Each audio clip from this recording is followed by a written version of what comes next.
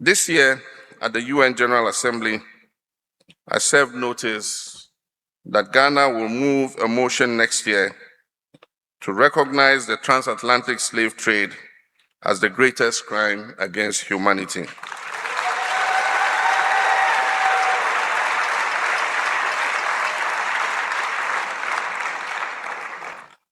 Africa has suffered slavery, colonialism, genocide, and apartheid. We demand acknowledgement of these crimes against humanity. We demand the establishment of legal, institutional, and international mechanisms to advance reparative justice.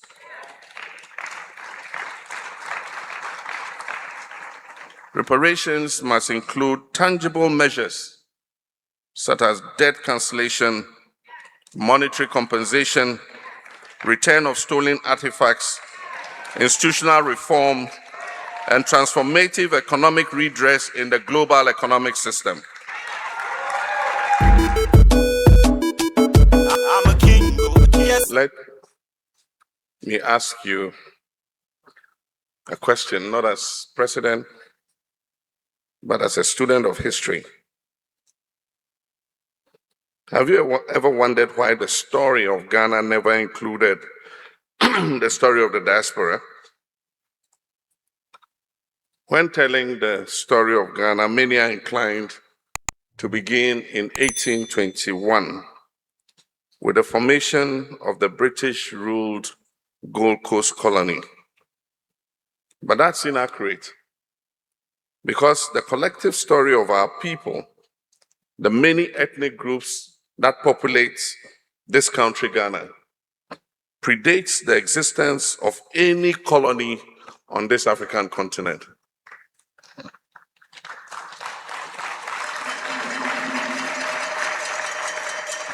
Similarly, when speaking of the transatlantic slave trade, specifically the atrocities that took place on this soil, many are inclined to end our story on the shores of this nation. But why do these events that follow cease to be part of Ghana's story also? Between the 16th and 19th centuries, nearly 13 million African men, women, and children were captured and transported on ships through the Middle Passage.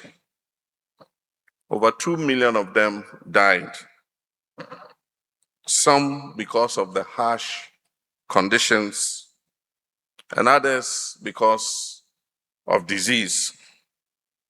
But there were also those who chose to end it all by jumping overboard. And there were also the ships that sank in storms on the Atlantic, taking with them our forebears who were shackled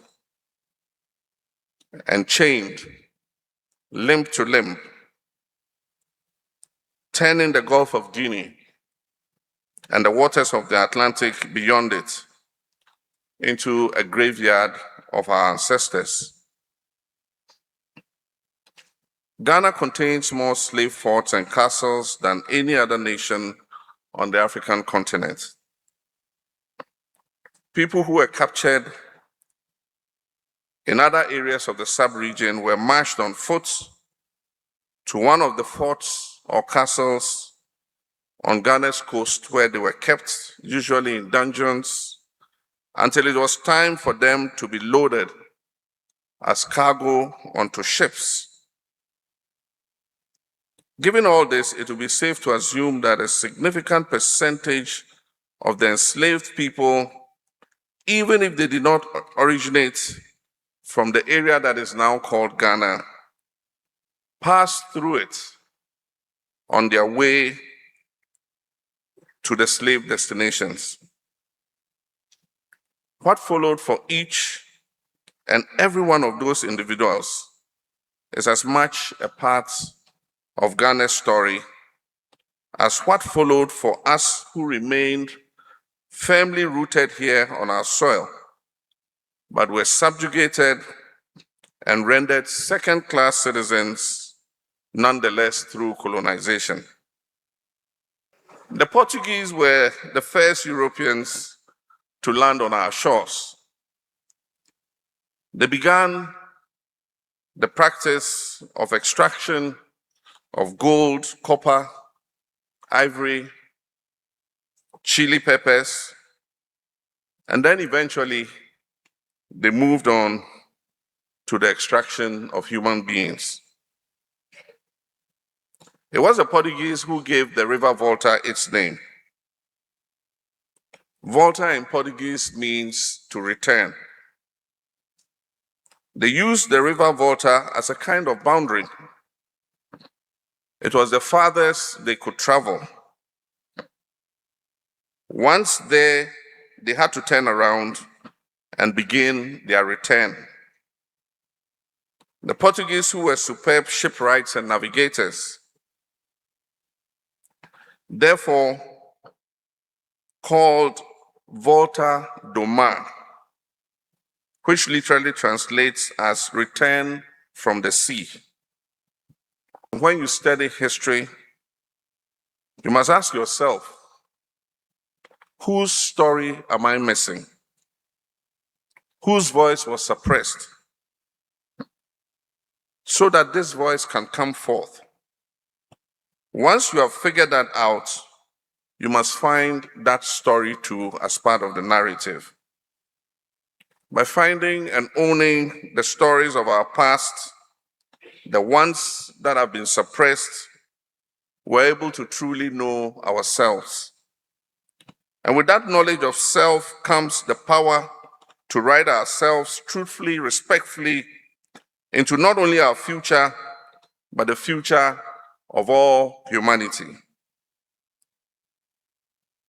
That's right. We're reclaiming everything that was ours.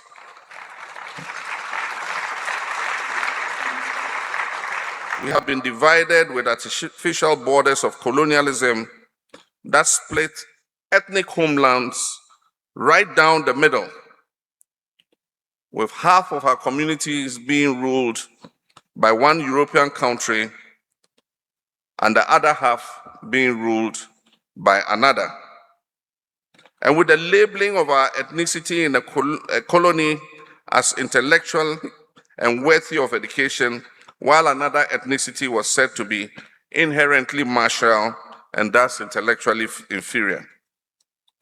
We've been divided by the manufacturing of coups, armed conflicts, anti-poverty programs that somehow never eradicate poverty, by the selective broadcast of stereotypes, a systemic war of images waged against us, images meant to foster fear and engender self-hatred and portrayal of Africans as primitive savages, whose low cognitive ability makes them incapable of self-determination, and Black people in the Americas as lazy, drug-addled, and criminally inclined. But anything in this life, once stripped of its power, will no longer work. And that is true of slurs, it is true of stories, especially ones that are complete fabrications. Let's take the narrative of those who oppressed us and work it. In fact, let's take their entire modus operandi and flip it and reverse it.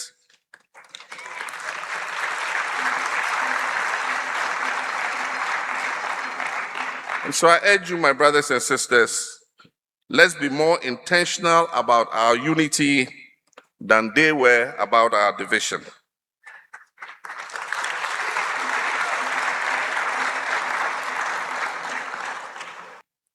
No matter how we've been divided, we've always tried to find our way back to one another. Africans in the diaspora whose forebears were enslaved have kept us in their rhythms. The music they play, the dances, the cadence of their speech, and even the language. the Gula Geechee people of the United States still count using Fulani words instead of numerals. Yoruba language is spoken in Venezuela, in Cuba, in Brazil, Haiti, and Trinidad and Tobago. Likewise, a Creole offspring of Akan is spoken by the Africans, the Maroons in Jamaica and in Suriname. Ghana's first president, Dr. Kwame Nkrumah, said, and that quote has been shown here, "I'm not African because I was born in Africa, but because Africa was born in me." Though I have no proof, I suspect that this sentiment was heavily influenced by his time in America, where he completed his undergraduate studies at Lincoln University and his graduate studies at the University of Pennsylvania. He was also a frequent visitor to Harlem, and this was in the late 1930s and 1940s, at a time when most Ghanaian intellectuals were completing their higher education in European universities. During his 8 years in the United States, Nkrumah was able to experience at first hand racism and the Jim Crow laws. Nkrumah was already a believer in Pan-Africanism before he went to the United States. He was a huge fan of Marcus Garvey, whose Black Star Line was an attempt to facilitate movement between North America and Africa. At the hour of Ghana's independence, Dr. Kwame Nkrumah famously proclaimed that the independence of Ghana is meaningless unless it is linked up with the total liberation of the African continent.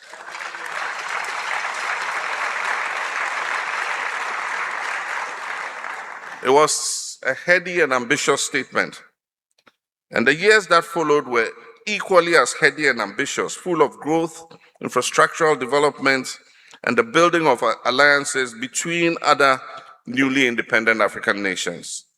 There was a sense of hope. No, it was more than that. It was an intoxicating feeling of endless possibilities. It was a pure, perhaps naive belief that we could attain our own modern day version of the glory that our forebears like Shaka the Zulu and Mansa Musa had, and that we could build our nation states to be as exemplary as the Mwene Mutepa Empire, Songhai, Mali, and the Ghana empires that had existed before. And then came the coup d'etats, many inspired by the imperial nations, not just in Ghana, but in most of the other nations that had newly gained independence. We're at a very pivotal place in our journey. There are those who have us go backward, not just 1 or 2 steps, as if that would not be bad enough. They want us to go all the way back. They want us to develop some sort of amnesia about the blood that was spilled, the lives that were lost, and the years that were sacrificed in order to fight for our freedom. We're at a place in our journey where we do not have the luxury of forgetting. When government officials can so easily use the words like garbage and filth to describe our kith and kin, when they can refer to our countries as shitholes, when they can indiscriminately strip people who look like us of citizenship that they have earned, we do not have the luxury of forgetting or of either excusing the racist dog whistles or explaining the overtly discriminatory and divisive statements that are made daily to our hearing.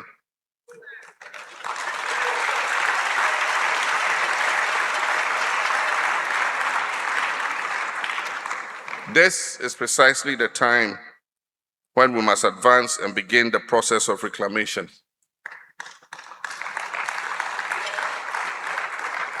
This is precisely the time when we must speak loudly and clearly, naming what it is we have lost as well as what it is we hope to gain.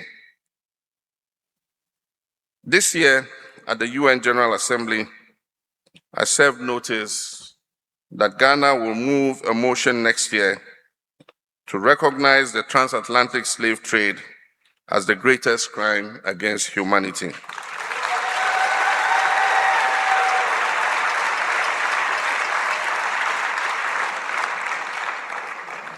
I know this motion will enjoy the utmost support from the entire African continent and the diaspora. Africa has suffered slavery, colonialism, genocide, and apartheid. We demand acknowledgement of these crimes against humanity.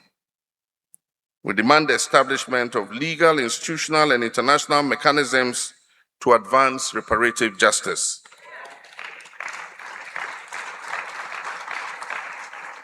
Reparations must include tangible measures such as debt cancellation, monetary compensation, return of stolen artifacts, institutional reform, and transformative economic redress in the global economic system.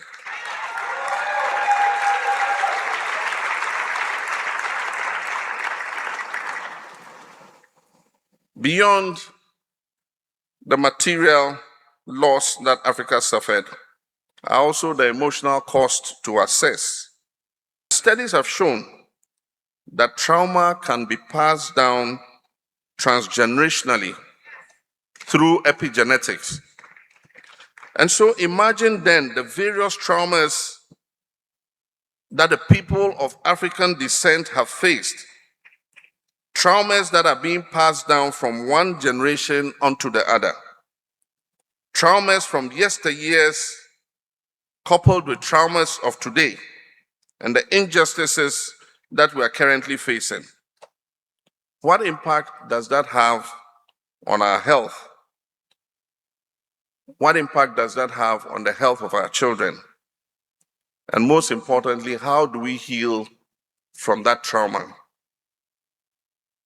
As you debate all these questions and ideas, bear in mind that the future is upon us and that the future is African.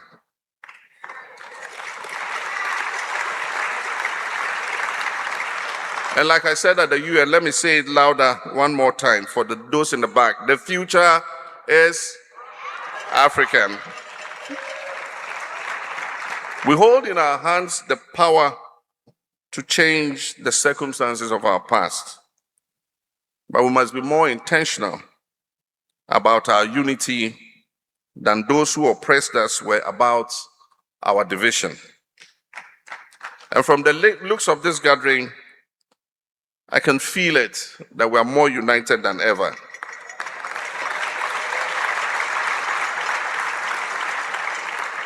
And with a united Africa and diaspora, there is nothing we cannot achieve. Thank you.